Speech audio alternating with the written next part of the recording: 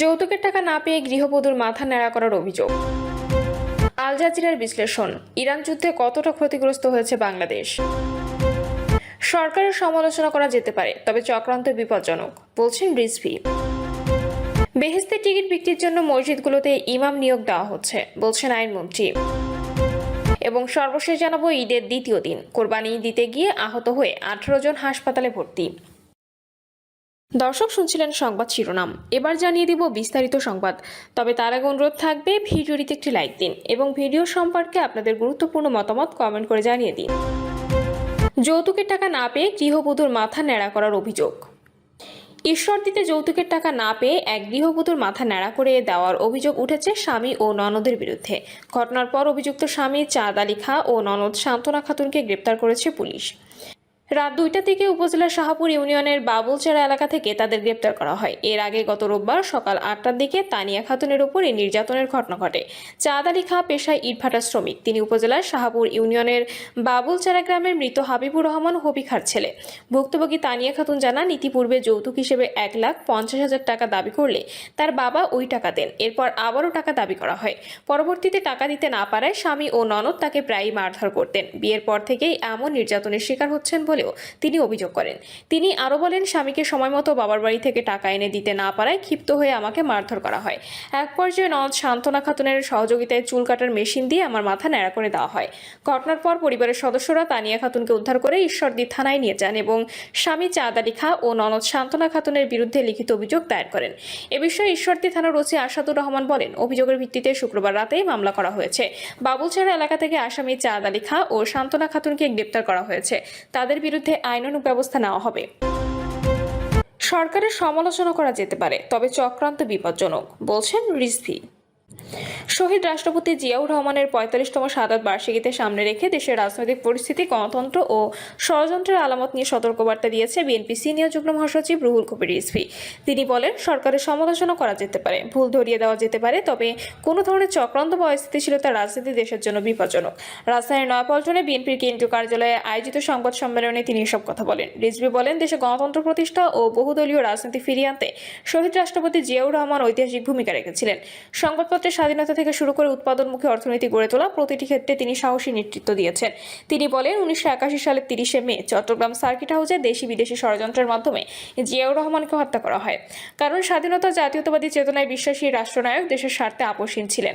বর্তমান রাজনৈতিক বাস্তবতা তুলে ধরে বিএনপি সিনিয়র যুগ্ম মহাসচিব বলেন, একটি রাষ্ট্রে অপরাধ, বিশৃঙ্খলা কিংবা নানা ধরনের সংকট থাকতেই পারে, তবে নির্বাচিত সরকারের দায়িত্ব হলো দ্রুত ব্যবস্থা নেওয়া ও আইনের শাসন নিশ্চিত করা। রিজভী বলেন, যে কোনো অন্যায় বা অপরাধের বিরুদ্ধে সরকার পদক্ষেপ নিচ্ছে এবং জনগণও সেটি দেখছে। প্রধানমন্ত্রী তারেক রহমানের নেতৃত্বাধীন সরকারের বিভিন্ন সামাজিক উদ্যোগের কথা তুলে ধরে তিনি বলেন, ফ্যামিলি কার্ড, কৃষি কার্ড ও হেলথ কার্ডের মতো উদ্যোগ সাধারণ মানুষের জীবনমান উন্নয়নে গুরুত্বপূর্ণ ভূমিকা রাখবে। বিএনপি সিনিয়র যুগ্ম মহাসচিব বলেন, গণতন্ত্রকে শক্তিশালী করতে হলে নির্বাচন কমিশন, প্রশাসন, পুলিশ সহ সব প্রতিষ্ঠানকে নিরপেক্ষ ও জবাবদিহিমূলক হতে হবে। দীর্ঘ আন্দোলন ও আত্মত্যাগের মাধ্যমে অর্জিত গণতান্ত্রিক ধারাকে কোনোভাবেই বাধাগ্রস্ত করা যাবে না। জিয়াউর রহমানের শাহাদাত বার্ষিকী উপলক্ষে 8 দিনের কর্মসূচি ঘোষণা করে রিজভী জানান, শনিবার ভোর 6টায় নয়াপল্টনের কেন্দ্রীয় কার্যালয় সহ সারা দেশে দলীয় পতাকা অর্ধনমিতকরণ ও কালো পতাকা উত্তোলন করা হবে। এছাড়া বেলা 11টায় প্রধানমন্ত্রী ও বিএনপি চেয়ারম্যান তারেক রহমানের নেতৃত্বে দলের সিনিয়র নেতারা শেরেবাংলা নগরে জিয়াউর রহমানের মাজারে পুষ্পস্তবক অর্পণ ও ফাতেহা পাঠ করবেন। তিনি বলেন, বিএনপি ও অঙ্গ সহযোগী সংগঠনগুলো আলোচনা সভা, আলোকচিত্র প্রদর্শনী, দোয়া মাহফিল ও দুস্থদের মধ্যে খাদ্য ও বস্ত্র বিতরণ কর্মসূচি পালন করবে। ঢাকা মহানগরের বিভিন্ন এলাকায় এসব কর্মসূচি বাস্তবায়ন করা হবে বলেও জানান রিজভী। আল জাজিরার বিশ্লেষণ, ইরান যুদ্ধে কতটা ক্ষতিগ্রস্ত হয়েছে বাংলাদেশ। ইরান যুদ্ধের কারণে বাংলাদেশের অর্থনীতিতে বড় ধাক্কা লেগেছে। এই পরিস্থিতিতে আন্তর্জাতিক মুদ্রা তহবিল বা IMF এর কাছে নতুন সহায়তার কর্মসূচির আবেদন করেছে বাংলাদেশ। IMF এর বাংলাদেশ মিশন প্রধান ইভো ক্রোজনার মঙ্গলবার এই তথ্য জানান। তিনি বলেছেন, IMF কর্মীরা কর্তৃপক্ষের সংস্কার পরিকল্পনা ও নীতি অগ্রাধিকার নিয়ে আলোচনা করছেন। তিনি আরও বলেছেন, টেকসই সামষ্টিক অর্থনৈতিক ও আর্থিক স্থিতিশীলতা নিশ্চিত করতে, সহনশীলতা বাড়াতে এবং শক্তিশালী ও অন্তর্ভুক্তিমূলক প্রবৃদ্ধি সমর্থনে বাংলাদেশের পাশে থাকতে IMF প্রতিশ্রুতিবদ্ধ।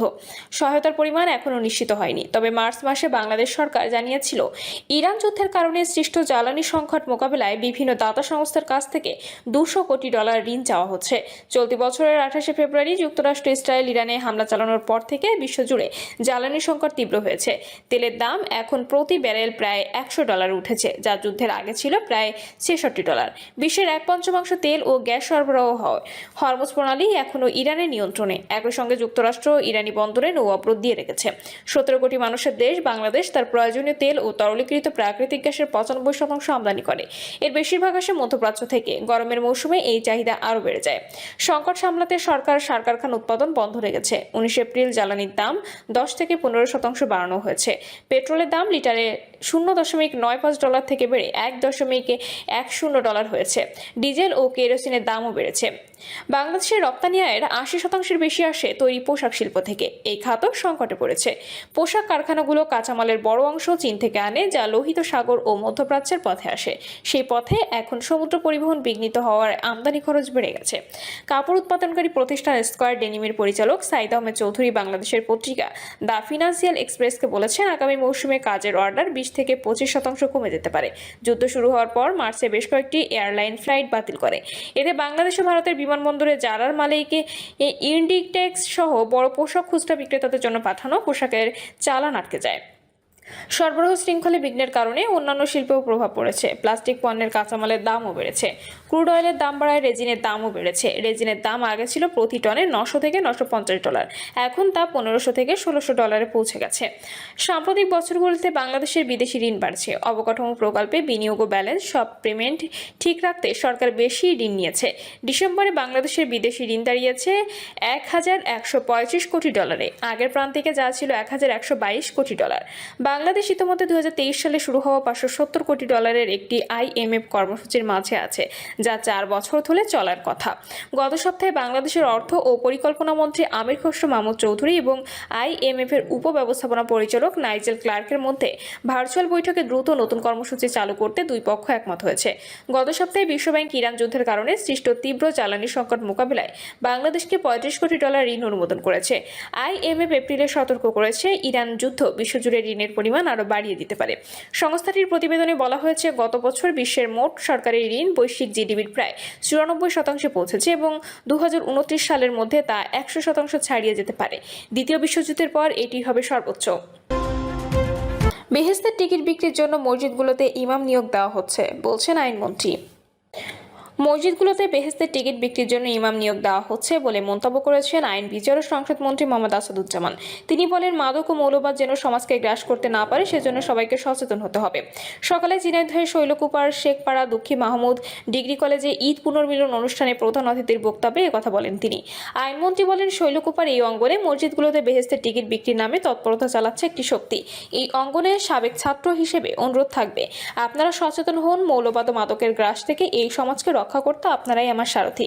ঈদ পুনর্মিলন অনুষ্ঠানে উপজেলা বিএনপির সাধারণ সম্পাদক হুমায়ুন বাবুর ফিরোজ, সাবেক অধ্যক্ষ হাবিবুর রহমান, বিএনপি নেতা মোজাম্মেল হোসেন মোজাম, ত্রিবেণী ইউনিয়নের সাবেক চেয়ারম্যান জাফর হোসেন মোল্লা উপস্থিত ছিলেন। অনুষ্ঠানে কলেজের সাবেক ও বর্তমান শিক্ষার্থীরা অংশ নেন। ঈদের দ্বিতীয় দিন কোরবানি দিতে গিয়ে আহত হয়ে 18 জন হাসপাতালে ভর্তি। যথাযথ ধর্মীয় মর্যাদা ও ভাব গাম্ভীর্যের মধ্যে দিয়ে রাজধানী সহ সারা দেশে উদযাপিত হয়েছে ধর্মীয় উৎসব পবিত্র ঈদ উল আজহা। ঈদ উদযাপনে দ্বিতীয় দিন আজ। এদিনও রাজধানী সহ দেশের বিভিন্ন স্থানে পশু কোরবানির কার্যক্রম চলমান রয়েছে। 2 দিনের এই কোরবানি দিতে গিয়ে পশুর লাথি ও ধারালো অস্ত্রের আঘাতে আহতের ঘটনা ঘটেছে অনেক। নিটোর হাসপাতালের তথ্য বলছে, পশু কোরবানি সংক্রান্ত কারণে আহত হয়ে গত রাতে 12টার পর থেকে বিকেল 3টা পর্যন্ত 18 জন রোগীকে চিকিৎসা দিয়েছেন তারা। রাজধানীর আগারগাঁওয়ে অবস্থিত নিটোর হাসপাতাল এ তথ্য জানা গেছে। এ সময় হাসপাতালে জরুরি বিভাগ ঘুরে আহত হয়ে চিকিৎসা নিতে আসা রোগীদের চিত্র দেখা গেছে। জাতীয় অর্থোপেডিক হাসপাতাল ও পুনর্বাসন প্রতিষ্ঠান নিটোর এর orthopaedic, spine and trauma surgery বিভাগের সিনিয়র কনসালটেন্ট